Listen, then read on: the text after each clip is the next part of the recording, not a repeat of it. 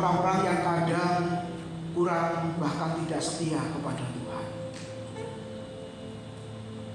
Tetapi satu hal yang kami tahu sesuai dengan janji firman-Mu, walaupun kami tidak setia, Engkau tetap setia. Karena Engkau tidak pernah mengingkari janji kesetiaan-Mu kepada setiap orang-orang yang percaya kepadamu. Terima kasih ya Tuhan. Bahkan berkali-kali Engkau menolong kami, berkali-kali Engkau menguatkan kami, bahkan berkali-kali Engkau menghibur. Tetapi kadang-kadang kami tidak merasakan pertolongan Tuhan nyata dalam hidup kami. Kiranya Engkau mengampuni setiap kami ya Tuhan. Dan sebentar lagi kami akan merenungkan kebenaran firman-Mu. Kami bersyukur Kau sudah memimpin pembacaan renungan firman Tuhan setiap minggu. Dan kitab Yosua sudah berakhir. Dan pagi ini kami akan belajar di dalam kitab para hakim, di mana Tuhan juga berkali-kali menolong umat-Mu, tetapi berkali-kali juga mereka meninggalkan Tuhan. Terima kasih Tuhan. Tuhan persiapkan setiap kami, pakai hamba-Mu menjadi saluran berkat pada siang hari ini. Hanya di dalam nama Tuhan Yesus kami sambut kebenaran firman Tuhan. Haleluya. Amin. Silakan duduk Bapak Ibu Saudara. Selamat pagi, Shalom. Ya, puji Tuhan. Kita boleh bersama-sama hadir kembali ke dalam rumah Tuhan dan bersyukur saudara-saudara pembacaan renungan kita ya. Kitab Yosua sudah berakhir minggu kemarin pasal 24 dan sekarang kita masuk ke kitab Hakim-Hakim saudara-saudara. Nah, biarlah pujian yang berkali-kali itu tadi ya terus kita ingat, karena nanti sepanjang kitab Hakim-Hakim itu dialami oleh umat Tuhan saudara. Berkali-kali Tuhan menolong, berkali-kali mereka meninggalkan Tuhan. Jadi istilahnya satu kata di kitab Hakim-Hakim itu kalau Bapak Ibu baca itu siklus atau pola yang terus berputar saudara. Ya, oke. Nah, kita melihat pasal 1 saudara, tapi karena ini masih baru pengantar ya akan saya berikan. Nah, ini ada di kelas hari Selasa. Kalau Bapak Ibu ikut tiap hari Selasa, Alkitab kita itu ada berapa Bapak Ibu? Berkali-kali juga saya ajarkan, saya sampaikan berulang kali, berkali-kali juga. Alkitab kita ada berapa?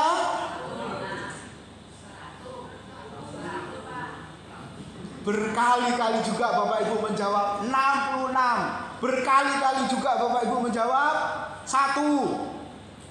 1 gak diwoco Bapak Ibu. Apalagi 66. Ya toh saudara. Jadi Alkitab kita itu 1. Berkali-kali saya tekankan Alkitab kita 1. Memang di dalamnya ada perjanjian lama, ada perjanjian baru. Perjanjian lama ada berapa kitab?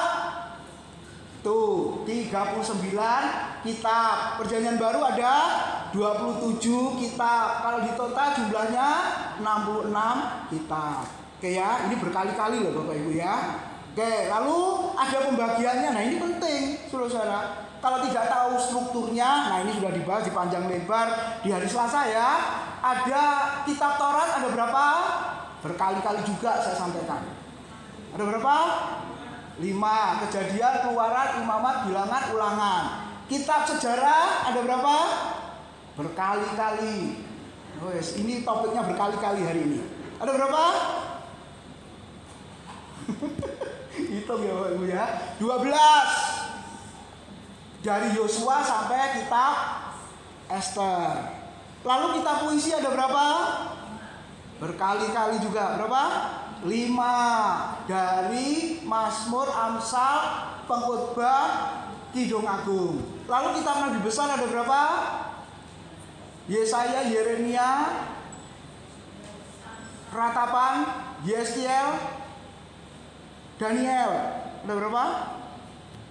Loh, 1, 2, 3, 4, 5. Lalu kitab Nabi kecil dimulai dari Hosea sampai Maleaki. Nah, dihitung cepet-cepet ya. 12.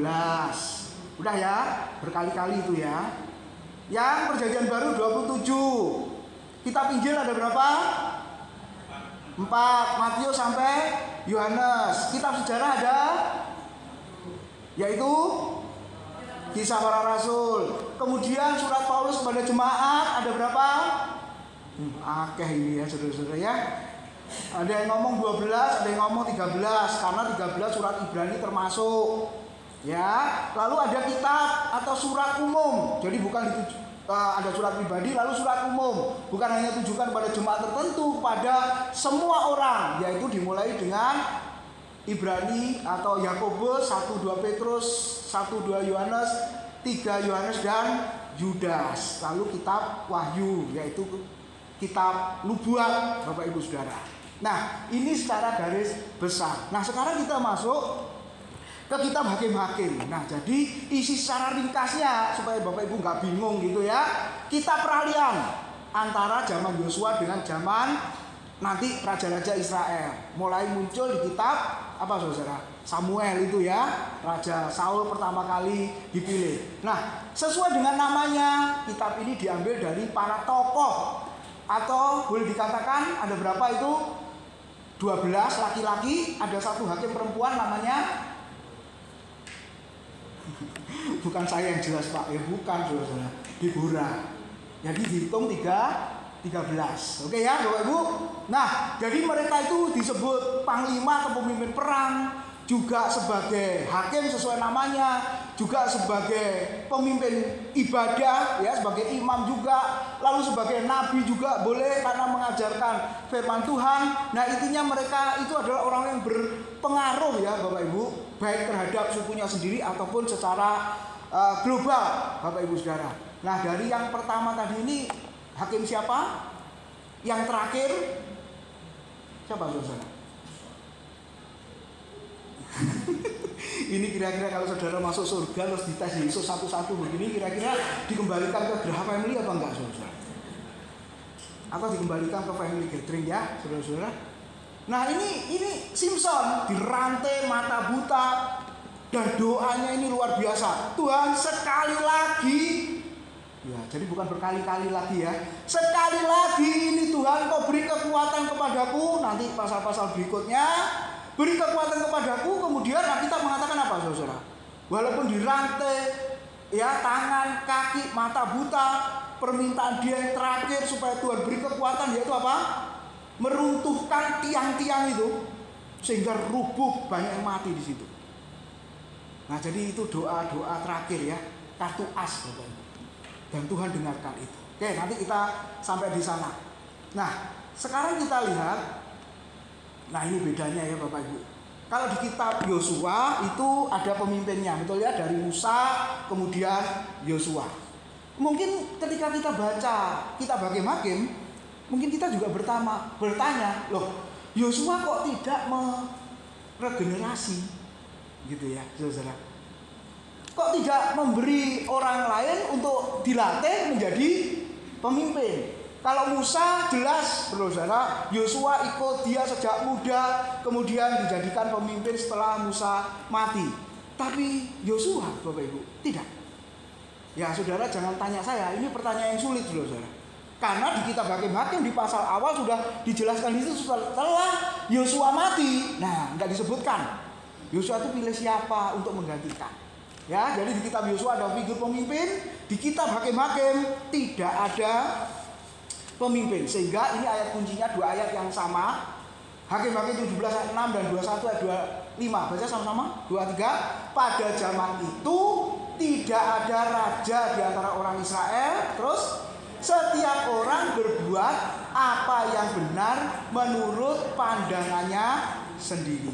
Ini persis dengan zaman postmodern sekarang. Pramodern, modern, post atau pasca modern. Nah, jadi orang-orang zaman sekarang ini mungkin juga berkata semuanya juga benar. Ya kan? Semua agama benar. Semua orang menyembah Allah yang sama. Kamu nggak boleh berkata paling benar, yang lain salah. Walaupun kelihatan salah, walaupun kelihatan sesat, nggak boleh ngomong kamu sesat. Nah, sama toh saudara-saudara. Inilah. Jadi kita nggak heran zaman hakim-hakim sudah begitu.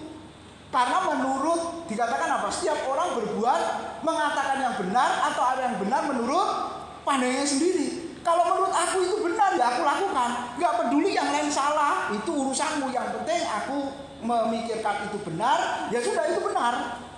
Makanya saudara-saudara, ada salah satu hakim yang berkata begini, yang keluar dari pintu rumahku pertama kali akan kupersembahkan kepadamu. Hakim siapa itu kira-kira? Dan hakim ini berpikir yang keluar dari pintu rumahnya ketika berperang menang, ya, dia bernasar begitu ya. Nanti yang keluar dari pintu rumahku yang pertama kali, dia yang kupersembahkan kepada Tuhan. Hakim siapa itu? Yabes. Oh Yabes. Yabes bisa tersinggung saudara. Yefta. Betul ya? Nah kira-kira menurut Bapak Ibu, yang ada di pikiran Yefta, yang keluar pertama kali dari pintu rumahnya, yang nanti dipersembahkan itu siapa? Siapa saudara? Wangel. Merenungkan firman itu, membaca betul dong juga ya, ngerti juga ya, wangel Bapak Ibu. Siapa yang keluar di pikirannya? Karena menurut apa yang benar, menurut pandangannya yang benar apa? Yang keluar nanti apa? Siapa saudara? Ayo baca tafsiran manapun saudara ya. Yang keluar menurut saya Bapak Ibu, istrinya. Kenapa? Karena istrinya wis elek. Jadi supaya dia dipersembahkan, lalu dia kawin lagi. Loh iya. Nah ketika dipersembahkan, itu benar-benar dipersembahkan seperti Abraham mempersembahkan Ishak anaknya, atau apa saudara? Apa menurut saudara? Setiap orang berbuat apa yang benar menurut pandangannya, disembelih, benar-benar dikorbankan Bapak Ibu. Jadi yang ada di pikiran Yefta adalah istrinya dipersembahkan supaya mati kawin lagi, karena menurut dia itu benar. Tetapi yang terjadi, Alkitab mengatakan yang keluar anak perempuannya. Makanya kita berkata Yefta sedihnya minta ampun. Aduh, harusnya istri sing cerewet, bawel ya toh, kok malah anakku yang cantik, yang masih perawan. Kayaknya gitu saudara. Ya, kenapa? Karena menurut dia itu benar, menurut dia itu baik kok. Oke, nanti selidiki lebih lanjut hamba Tuhan berikutnya kalau sampai ke sana ya. Positif, umat Tuhan itu diajar setia. Bahkan firman Tuhan minggu lalu judulnya apa? Berkali-kali ya saudara-saudara ya, perjanjian eksklusif. Umat Tuhan sudah berjanji di hadapan Tuhan. Apa saudara? Salah satu poinnya, slow kali Bapak Ibu ya. Ya udah berkali-kali saya tekankan lagi. Mereka umat Tuhan berjanji di hadapan Yosua yang sudah tua mau mati. Ya, mereka berkata apa? Kami mau tetap setia kepada Tuhan. Hanya kepada Allah saja kami akan beribadah. Tetapi masuk ke kitab Yosua, umat Tuhan tidak beribadah kepada Tuhan, seolah-olah lupa dengan janjinya. Karena generasinya sudah berbeda dan tidak mengajarkan keturunan berikutnya untuk setia kepada Tuhan. Jadi negatif ini di kitab Hakim-Hakim. Lalu ketika perang di kitab Yosua itu menang. Tapi pada zaman hakim mereka berperang, menang ketika ada hakim yang memimpin. Nah ini yang penting Bapak Ibu, polanya lurus ya. Tapi di kitab Hakim-Hakim itu pola berputar atau kembali berdosa lagi. Nah Bapak Ibu, selama 265 tahun, ada yang mengatakan 300 tahun ya kurang lebih, Israel tidak berhasil mengusir bangsa Kanaan, tetapi mengulangi siklus. Jadi yang pertama apa? Berdosa. Dosanya apa? Penyembahan berhala. Itu ya, tidak setia kepada Tuhan. Janjinya hanya beribadah kepada Tuhan, melayani Tuhan, tapi kenyataannya apa? Bergeser Bapak Ibu ya. Makanya dikatakan berdosa atau murtad. Ini bahasa Alkitab. Lalu setelah berdosa, nah biasa ya, ketika berdosa Tuhan hukum. Nah ini konsekuensinya Bapak Ibu. Makanya hari Jumat yang lalu saya mengatakan, kalau matamu berdosa, cungkilah. Kalau tanganmu berdosa, menyesatkan engkau, potonglah. Kakimu juga kalau membawa engkau pada kesesatan, potonglah. Lebih baik masuk surga tidak lengkap daripada utuh masuk neraka.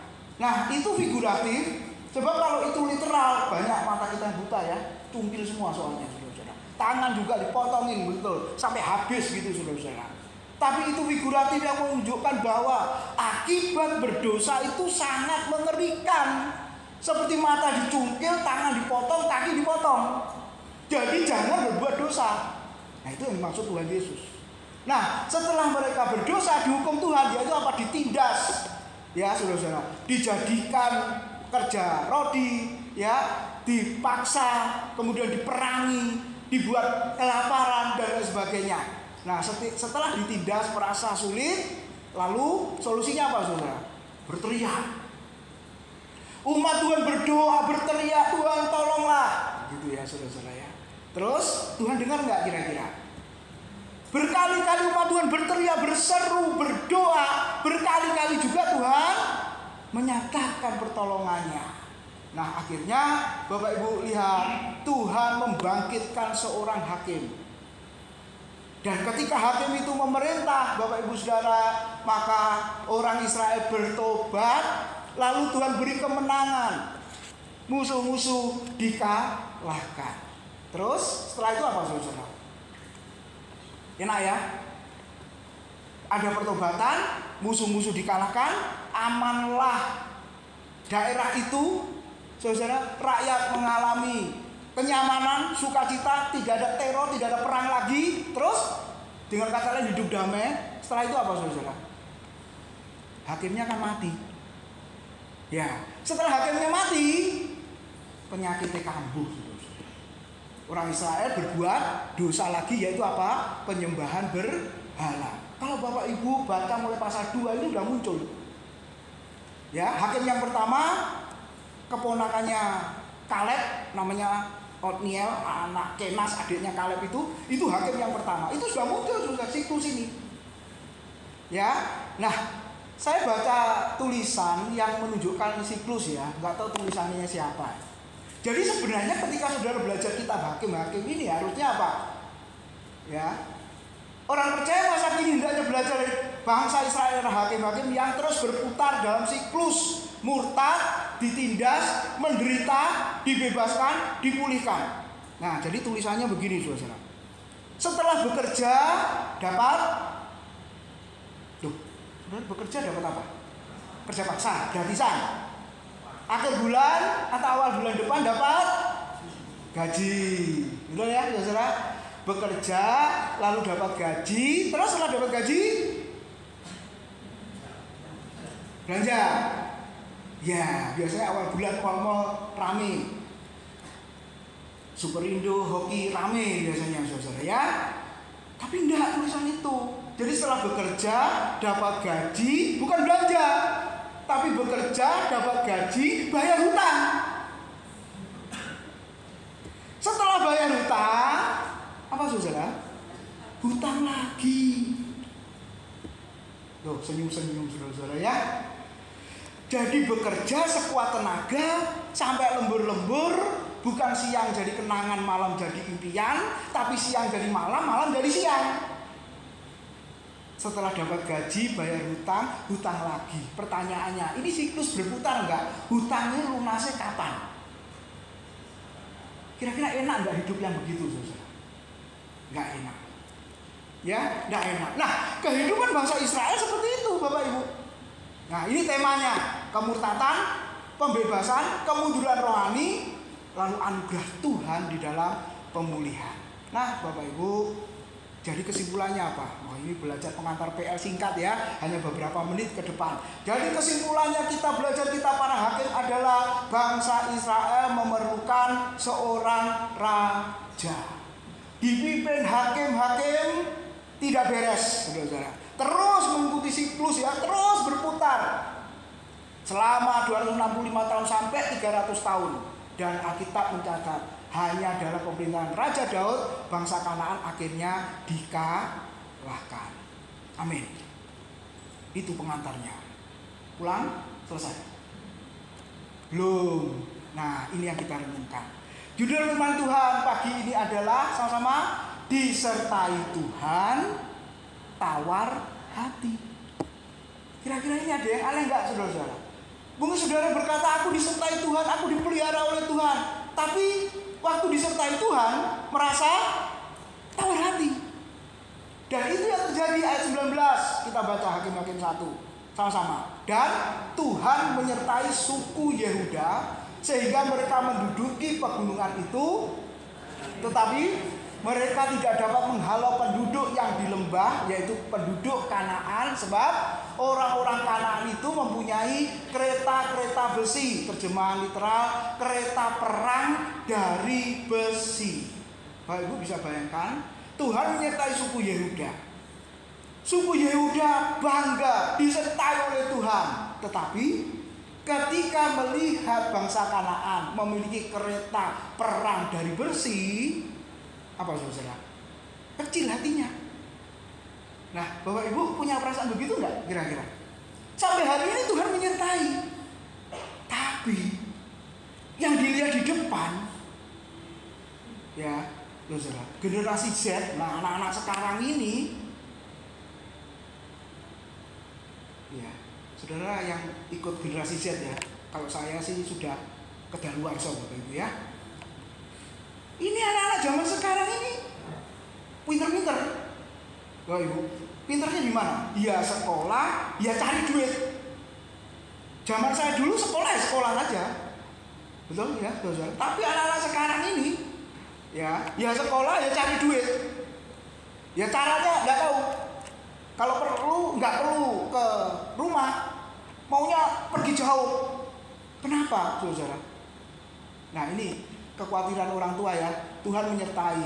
Anak-anakku sudah berhasil umpamanya, walaupun belum full berhasil, tapi hati orang tua itu kadang berpikir, itu nanti anak-anak akhirnya cinta sama aku enggak? Perhatian sama aku enggak? Nanti itu mereka setelah menikah masih perhatian enggak? Makanya ada orang nasihatin saya, Pak, anaknya jangan pergi jauh-jauh, nanti hilang Pak. Memangnya kalau dalam kota bisa hilang enggak? Hilang juga kan? Enggak pernah nemui saudara bisa enggak? Ya bisa juga, enggak usah nunggu luar negeri, luar planet, saudara-saudara. Nah, jadi itu ketakutan tawar hati dari orang tua, saudara. Ya saya hanya mengatakan singkat saja, kembali berdualah. Nanti akhirnya kembali seorang diri, betul? Karena ya kecuali mati bareng ya Bapak Ibu ya. Kan nggak mungkin suami istri mati bareng kecuali kecelakaan atau minum racun bersama ya. Nah itu kehidupan, itu kenyataan. Nah tapi di generasi ini, di zaman ini Bapak Ibu memang benar orang tua mengalami ketakutan itu. Gak tahu Bapak Ibu mengalami itu enggak? Yang anak-anaknya sekolahnya jauh-jauh mengalami itu enggak? Ya, itu coretannya almarhum B.J. Habibie. Bapak Ibu baca itu? Ya, anaknya ada berapa, semua sekolah luar negeri, sukses, kerja di sana. Terus ya dia merasa sedih, tawar hati, akhirnya tinggal berdua. Lalu istrinya, ibu meninggal duluan. Dia menceritakan hampir sering setiap minggu sekali ya ke makamnya. Wih. Mungkin saudara berkata, itu besok Pak nunggu tua Pak. Iya, saudara kan besok juga tua kan? Masa muda lagi saudara? Enggak. Nah semuanya itu akan kita alami. Jadi yang kita pelajari dari kita hakim-hakim, Tuhan menyertai tapi merasa tawar hati. Yehuda disertai oleh Tuhan, tapi ketika melihat bangsa Kanaan yang punya kereta perang dari besi, nah ini ada pengertian apa? Akhirnya mereka tawar hati. Coba kita lihat Hakim-Hakim 1 ayat 1 sampai 4. Sesudah Yosua mati, orang Israel bertanya kepada Tuhan, siapakah daripada kami yang harus lebih dahulu maju menghadapi orang Kanaan untuk berperang melawan mereka? Firman Tuhan sama-sama, suku Yehudalah yang harus maju, sesungguhnya telah kuserahkan negeri itu ke dalam tangannya. Lalu berkatalah Yehuda kepada Simeon, saudaranya itu, majulah bersama-sama dengan aku ke bagian yang telah diundikan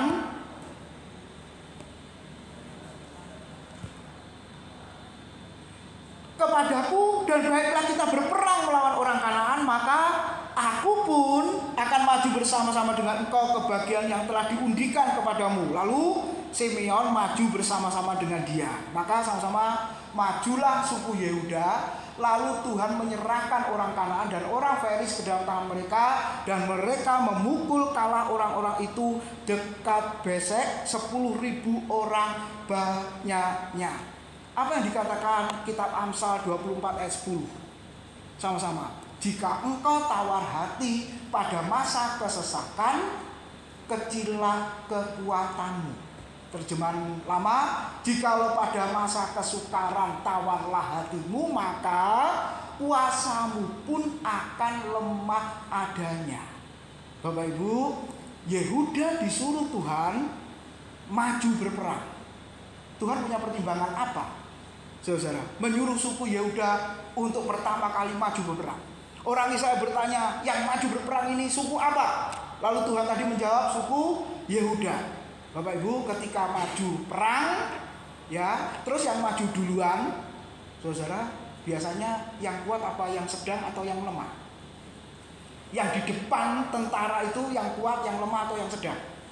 Ingat barisan orang Israel, yang kuat diletakkan di depan karena siap berperang. Yang belakang, oma-oma, emak-emak, ibu-ibu, anak-anak, kambing domba. Tetapi ketika di peperangan itu di kitab Taurat, kalau Bapak Ibu baca, ada bangsa yang sangat licik. Tidak menyerang dari depan, tapi menyerang dari belakang.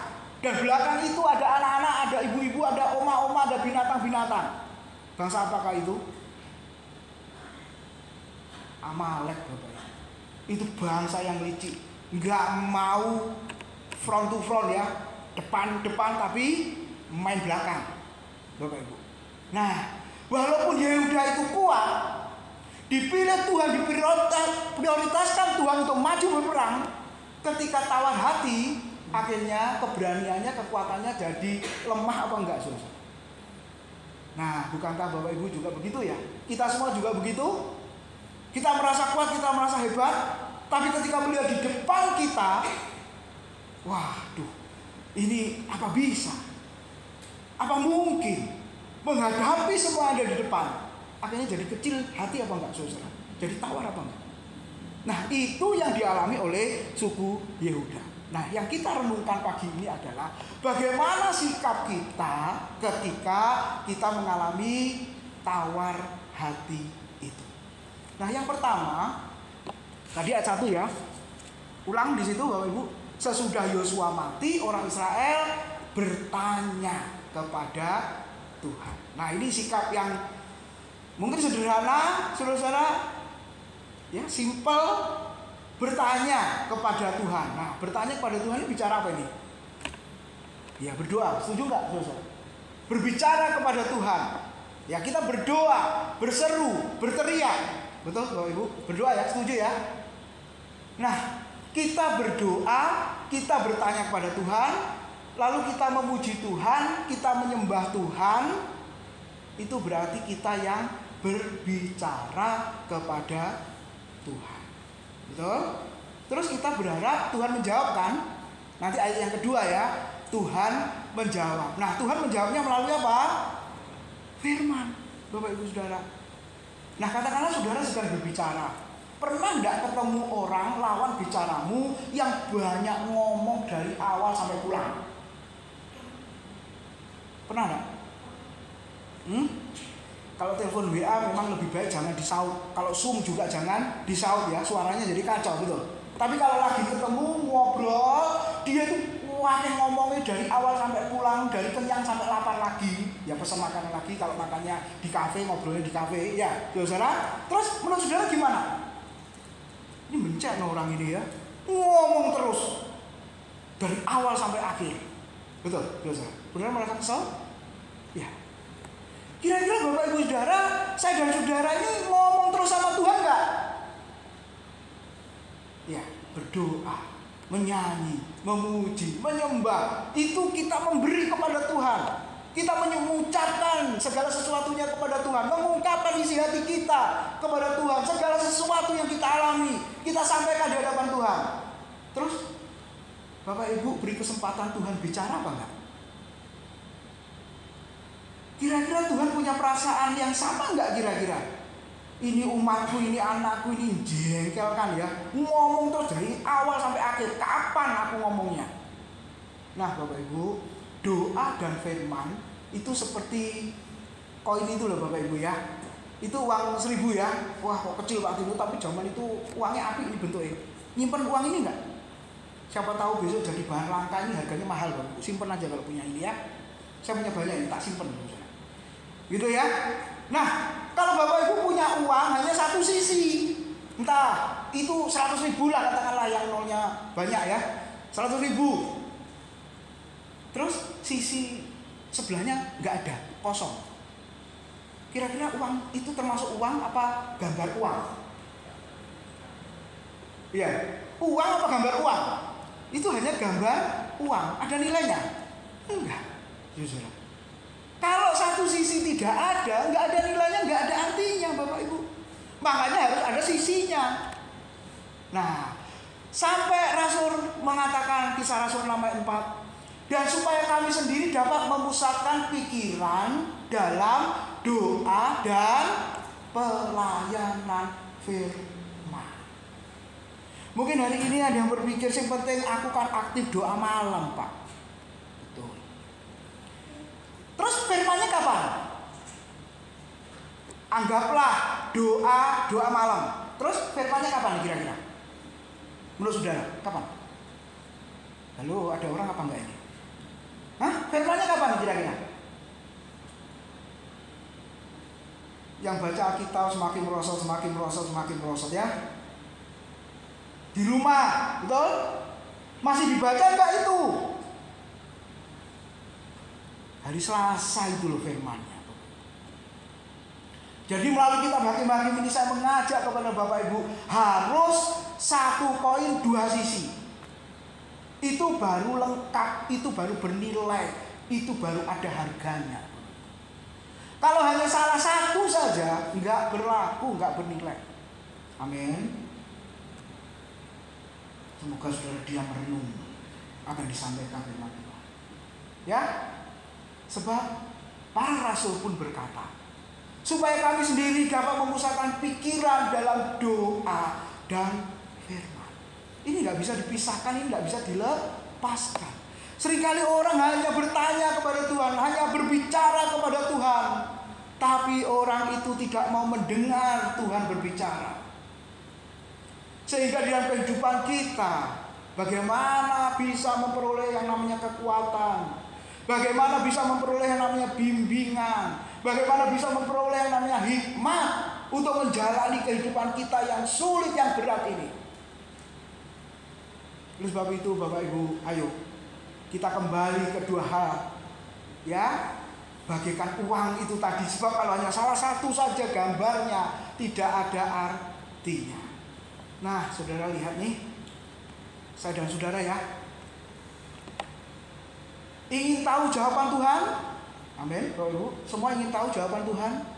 Ingin tahu jawaban dari pertanyaan Bapak Ibu? Betul? Ada orang yang bertanya kalau nggak dijawab stres ya. Nah, aku bertanya kok nggak dijawab? Saudara. Iya, tapi ketika dijawab engkau ke toilet. Ini yang repot. Ini yang saya alami kalau ngajar ya. Mahasiswa tanya, saya jawab, Pak izin ke toilet. Loh, nah terus saya jawab untuk siapa ini? Tadi saya jawab pertanyaanmu loh. Ya Pak, maaf Pak, kebelet Pak, nggak kuat. Ya udah, tak tunda jawabannya. Nah, seringkali Tuhan itu mau menjawab. Kita seperti mahasiswa itu tadi loh Bapak Ibu.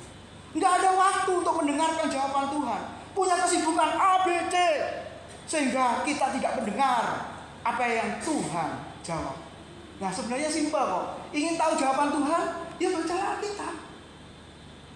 Saya sudah share ya, Yesus yang lain itu. Yang respon hanya Pak Deki itu ya. Yesus yang lain. Ternyata Yesus itu orang Papua, saudara.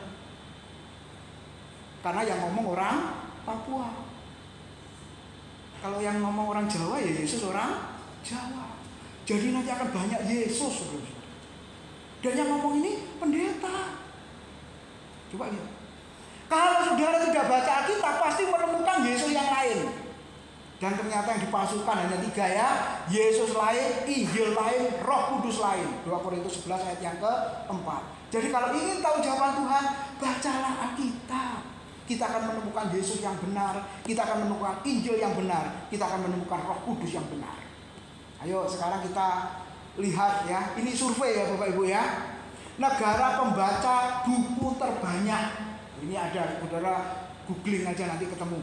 Nomor 1 yang kutu buku siapa? Bangsa Finlandia. Gitu ya. Ini 5 negara dari 61 negara yang hobi membaca. Yang kedua Norwegia. Yang ketiga Islandia. Yang keempat Denmark. Yang kelima Swedia. Indonesia gambarnya nangis itu ya. Nomor 60 dari 61 negara yang disurvei. Indonesia ada di urutan nomor 2 paling bawah dari 61 negara. Semoga ini sudah bertobat, mungkin ini data lama Bapak Ibu. Nah sekarang pertanyaannya, kalau jemaat GBI Grace Family membacanya di urutan keberapa?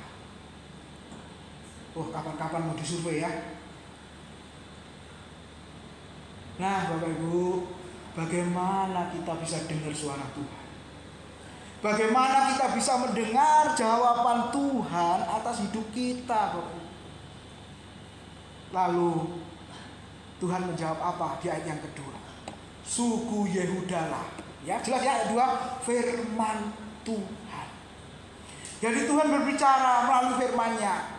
Suku Yehuda lah yang harus maju. Sesungguhnya telah kuserahkan negeri itu ke dalam tangannya. Kenapa suku Yehuda? Nah ini Bapak Ibu, ternyata kalau Bapak Ibu pelajari, suku Yehuda dari suku-suku yang lain itu adalah suku yang paling kuat, paling terbesar. Dengan kata lain apa? Tuhan tahu kemampuan suku Yehuda sehingga diperintahkan untuk berperang di depan barisan orang Israel. Bapak Ibu, bagaimana kita tahu kemampuan kita? Ya, kalau Tuhan izinkan kita melayani ya melalui orang-orang tentunya ya Bapak Ibu. Berarti saudara seperti suku Yehuda loh sebenarnya. Siapa yang melayani ini? Lalu tentukan A. Siapa yang melayani ini? Tentukan B. Siapa yang melayani ini? Tentukan ini. Nah seharusnya saudara bersyukur dan berkata terima kasih, ini anugerah Tuhan.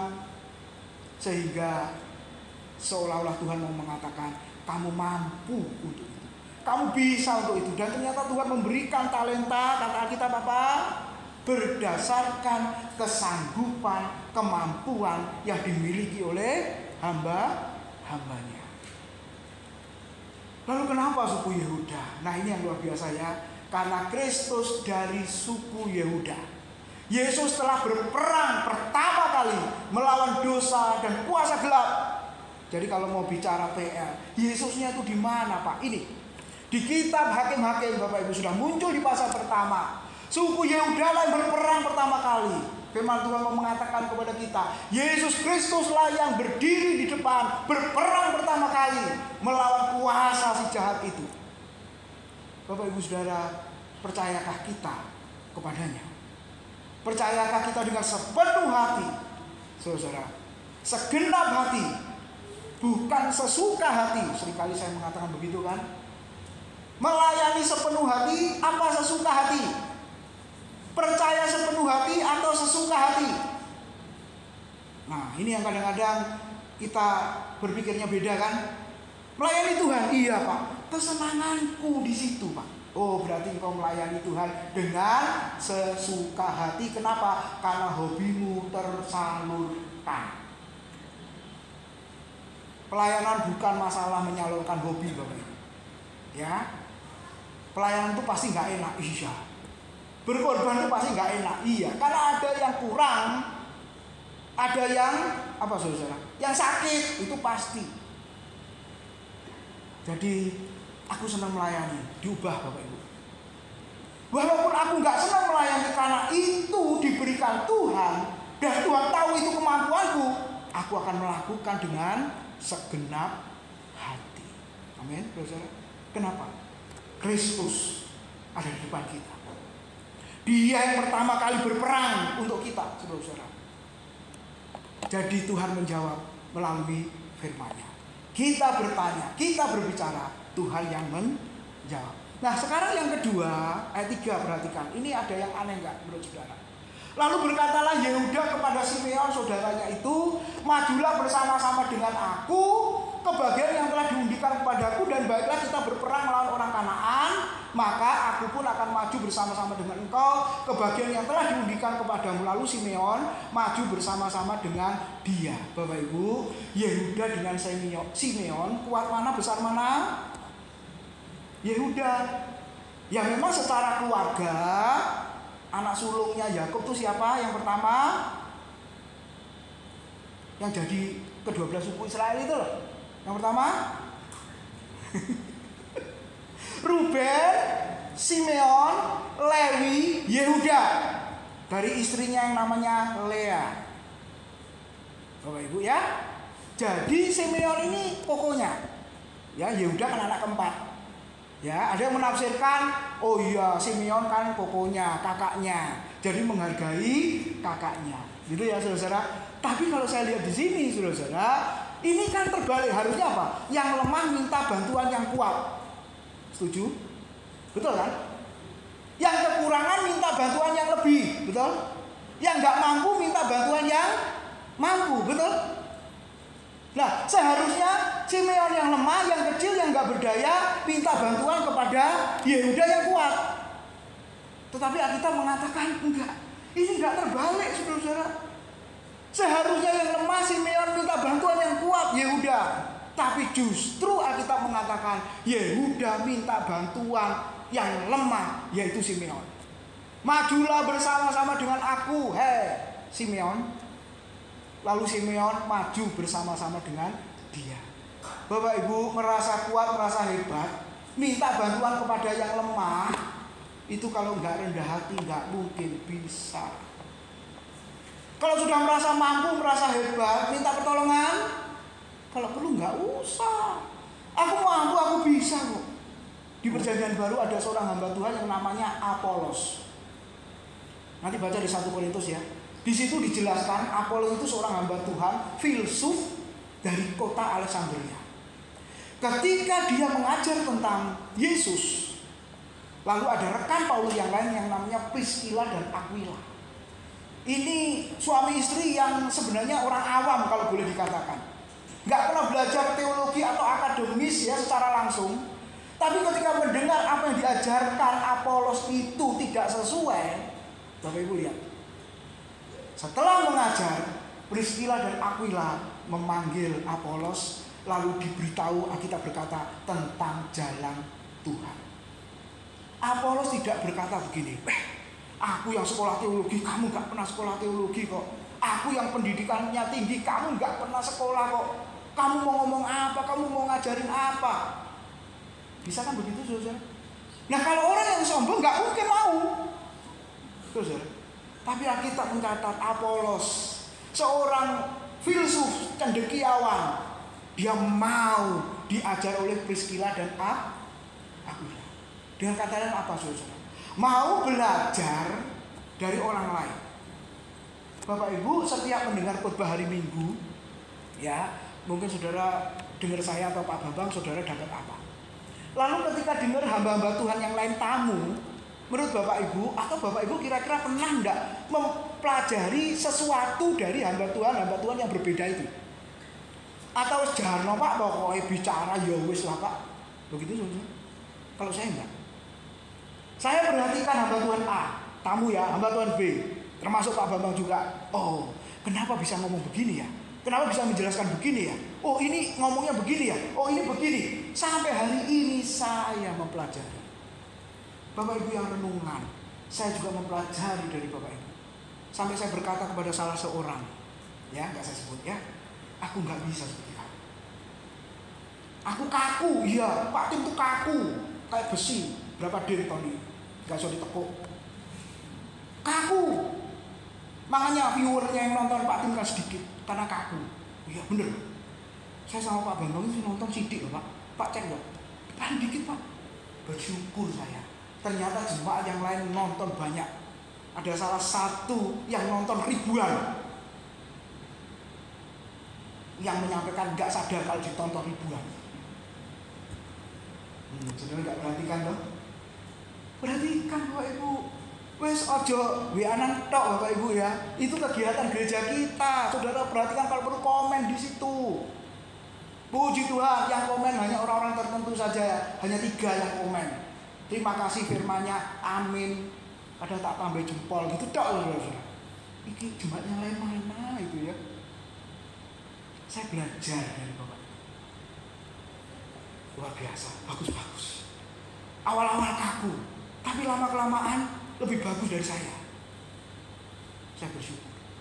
Yang kuat tidak sombong, saudara, tidak merasa hebat, tapi justru majulah bersama-sama dengan aku. Bahasa sederhananya, aku minta tolong. Menurut Bapak Ibu di gereja ini yang paling kuat siapa sih sebenarnya? Kalau seandainya saya nggak butuh, atau saya dan Pak Bambang, ya Pak Bambang yang lebih kuat saudara-saudara, karena gembala. Kalau saya nggak butuh saudara Bapak Ibu semua,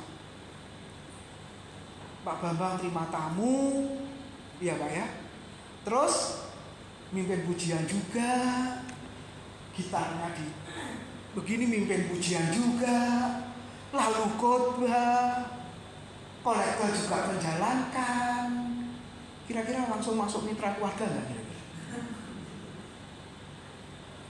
Makanya kami mengajar tidak sombong, tidak merasa kuat. Kami perlu bantuan Bapak Ibu. Amin. Sadar nggak kalau Bapak Ibu ternyata lebih kuat daripada kami? Saya dan Pak Bambang. Amin, saudara. Ya. Yehuda berkata, majulah bersama dengan aku. Ayo melayani bersama-sama di gereja kita, ini rumah kita. Kami nggak merasa kuat, kami nggak merasa hebat. Justru kami sebaliknya menganggap tidak mampu sehingga perlu orang lain. Nah ini yang kita pelajari, Bapak Ibu. Lalu berikutnya, Yehuda dan Simeon itu bersaudara. Ayo yang bawah itu gambar apa? Tukang tembel ban. Ya, ban sepeda motor. Coba kalau di sepanjang jalan Surabaya tidak ada tukang tembel ban, apa yang terjadi? Nembel dewe. Ya kalau banmu tubles, ini kan ban lama toh, pakai ban dalam. Saya juga ngalami naik motor, nggak pernah pakai ban tubles zaman itu. Karena kalau motornya Supra Fit, Supra X ini mana ada peleknya cocok ban tubles ya? Nggak ada kan? Ada ban dalam toh. Malam-malam pulang pelayanan ban gembos. Berharapnya apa? Semoga tembel bannya masih buka. Ternyata sudah ngorok. Terus sudah dodok nggak? Pak tolong. Ya, mau saudara. Bayarnya 3 kali lipat ya. Karena kau bangunin aku tidur. Ya wes saudara mau nggak? Mau. Yang biasa 10.000 bayar 30.000 saudara. Karena kau ganggu tidurnya. Lalu tukang tambal ban berkata, loh coba, ini nggak ada aku, kamu bisa jalan kaki dari Wonokromo ke Geraha Pangli, ayo. Atau kemana saudara-saudara ya? Menganti ke sini ya, cedek ya, menganti ke katakanlah kemana? Ke Pondok Chandra katakanlah. Pak Bari datang ke rumah saya, Pak Tim ampun, aduh rumah sekian. Sudah datang 3 kali, lali terus, lupa terus gangnya yang mana saudara. Ampun Pak Tim, ampun. Aku bisa bayangin Pak Tim naik budal ke sini ke gereja. Loh, apa mbok bayangno Pak? Gak percaya tanya nanti di bawah ya. Adoe kayak ngono, gak tahu telat. Berarti Pak Tim berangkat jam piro itu? Pak mikir sendirilah jam berapa. Saudara yang dekat telat. Kenapa? Jawab masing-masing. Nah, Bapak Ibu, kalau seandainya tidak ada tukang tembel ban, yang sekarang tubles ya, mungkin bisa dikurangi. Ya, ada ban canggih ya, kena paku pun tidak apa-apa.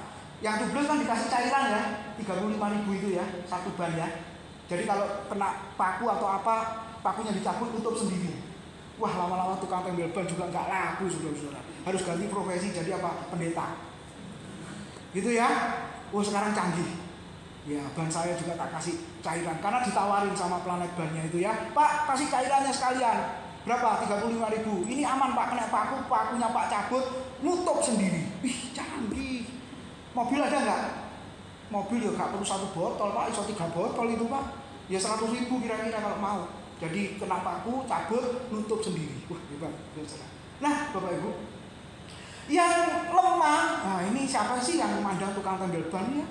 Sebelah mata kan kita melihatnya kan. Bahkan terus terang kalau tambah angin itu yang naik motor turun nggak dari motornya? Enggak loh. Terus ayo Pak, tambahin.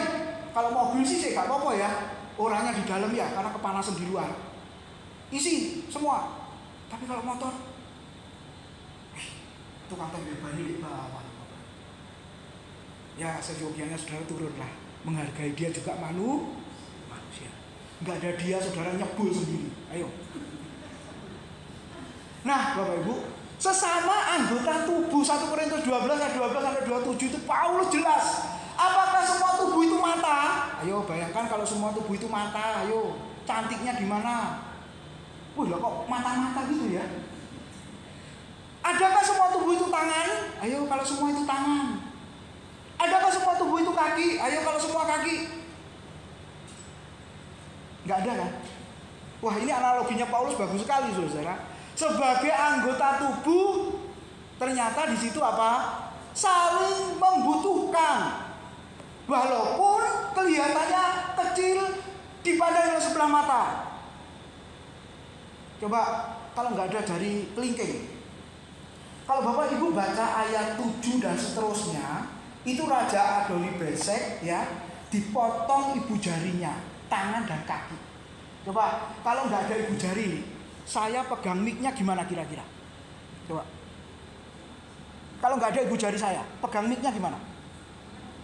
Gini Pak Gan, gini ya. Iso ceblok, ngamuk larang ini saudara. Betul? Oke, main gitar, nggak ada ibu jari.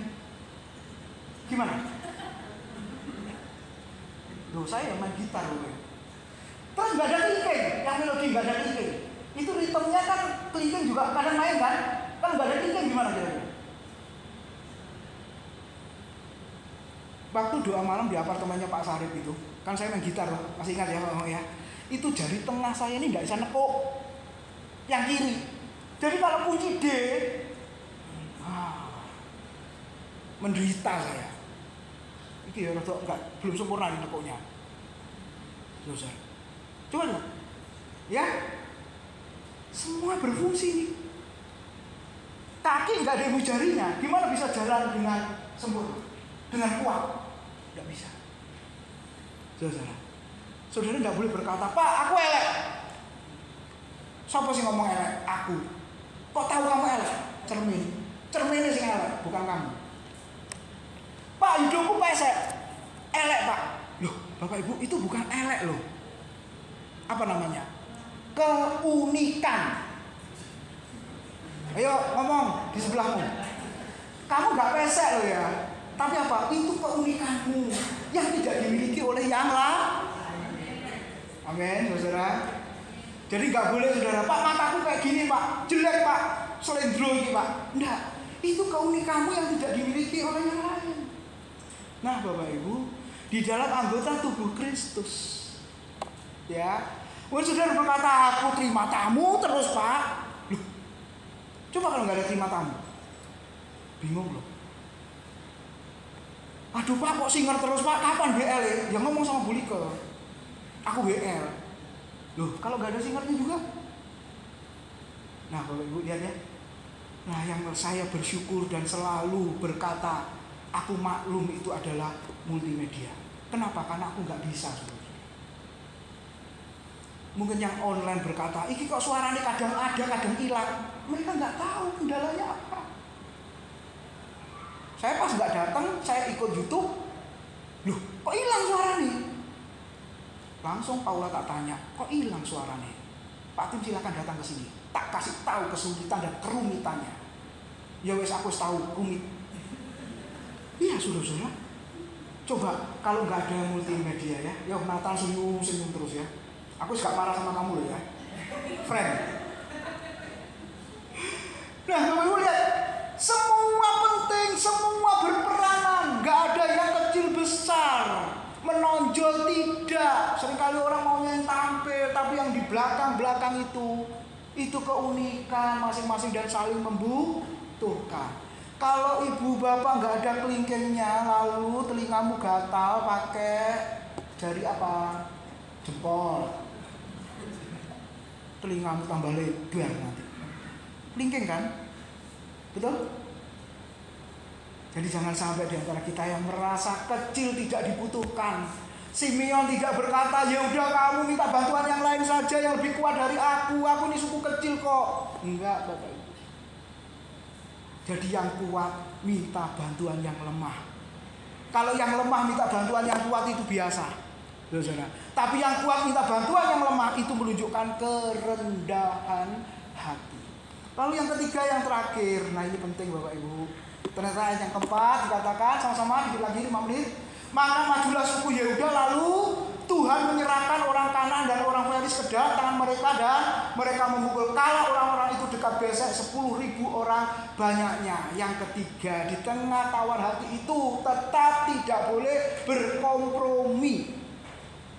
Bangsa Kanaan harus ditumpas. Ya, kenapa harus ditumpas? Ya nomor satu, penuh dengan dewa-dewi, penyembahan berhala, Bapak Ibu. Nah, kalau Bapak Ibu baca mulai ayat berikutnya ya, coba. Ayat yang ke-27 sampai dengan ayat 36, bagian kedua pasal 1 Hakim-Hakim. Maka dikatakan begini secara cepat ya. Suku Manase tidak menghalau penduduk Bet-Sin, ayat 27, dan kota-kota kecilnya, Tanak dan kota-kota kecilnya, penduduk Dor dan kota-kota kecilnya, penduduk Yibleam dan kota-kota kecilnya, dan penduduk Megiddo dan kota-kota kecilnya. Jadi sama-sama orang-orang Kanaan itu tetap bersikeras tinggal di negeri itu. Ayat 28. Ketika orang Israel menjadi kuat, mereka mengharuskan orang Kanaan melakukan kerja paksa, tetapi mereka tidak dihalau sama sekali. 29. Suku Efraim pun tidak menghalau orang Kanaan. Ayat 30, suku Sebulan tidak menghalau penduduk Kanaan juga. Lalu 31, suku Aser tidak juga menghalau penduduk Kanaan. Padahal perintahnya tadi apa? Kanaan harus ditumpas. Tapi mereka beberapa suku membiarkan suku Kanaan tetap tinggal di situ. Kenapa? Kanaan itu adalah bangsa yang besar dan kuat. Jadi ada yang melindungi nanti kalau mereka kuat. Terus apa lagi? Bangsa Kanaan itu percaya kepada tayul, manggilin roh orang mati, ngomong sama orang mati, klenik-klenik begitu saudara-saudara. Lalu bangsa Kanaan penyembah berhala, keji dan najis, ini penyelewengan seksual, bersetubuh dengan binatang.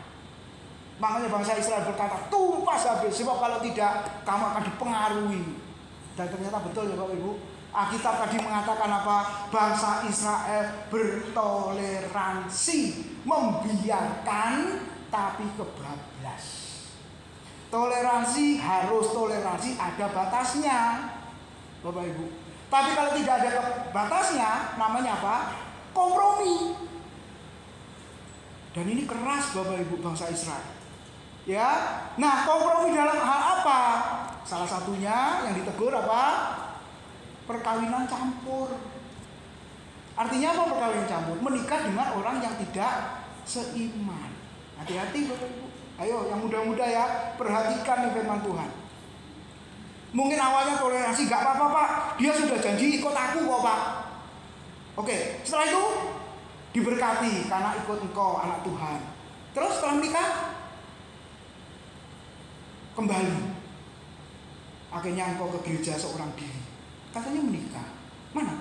Iya Pak, kembali ke iman yang lama Pak. Nah, itu sudah diperingatkan kok. Lalu yang terpenting apa? Diajak ke penyembahan berhala. Pak Mau sudah jelaskan panjang lebar. Pokoknya yang saudara ingini, saudara cintai, saudara gantungkan lebih dari Tuhan, saudara sudah menyembah berhala. Lalu apa? Kebiasaan budaya kafir. Nah, di dalam gereja pengajaran yang gak sesuai Alkitab juga dibiarkan. Nah, itu toleransi. Tapi akhirnya apa? Kompromi. Gak boleh ngomong salah, gak boleh ngomong sesat. Lah terus kalau jelas salah, jelas sesat, ya biarin aja Pak. Loh, itu berarti kita toleransi dan akhirnya kompromi. Dan Tuhan tadi mengatakan, nah, tumpas habis. Bagian terakhir, baca sama-sama ya, sehubungan dengan ayat ini. Janganlah kamu merupakan, jelas, pasangan yang tidak seimbang dengan orang-orang yang tidak percaya. Jelas nomor satu. Orang-orang itu ditegur keras itu, saudara-saudara, karena orang-orang itu juga kompromi. Awalnya toleransi, dibiarin kebablas dari kompromi. Sebab persamaan apa antara kebenaran dan kedurhakaan, terang dengan gelap dapat bersatu? Enggak. Persamaan apa antara Kristus dengan Belial? Belial itu si jahat maksudnya. Apakah bagian bersama orang percaya dengan orang yang tidak percaya? Apakah hubungan bait Allah dengan berhala? Karena kita ini adalah bait Allah yang hidup menurut firman Allah ini. Aku akan diam bersama-sama dengan mereka dan hidup tengah-tengah mereka. Dan aku akan menjadi Allah mereka dan mereka akan menjadi umatku. Terakhir sama-sama, sebab itu keluarlah dari kompromi itu. Keluarlah dari antara mereka. Yang kedua apa? Pisahkanlah dirimu dari mereka. Tumpas habis bangsa Kanaan. Karena yang membuat engkau berdosa, yang membuat engkau tidak setia, kata kita. Firman Tuhan. Dan yang ketiga, janganlah menjamah apa yang najis. Terus akibatnya apa? Aku Tuhan akan menerima kamu. Dan aku akan menjadi bapamu. Dan kamu akan menjadi anak-anakku laki-laki dan perempuan.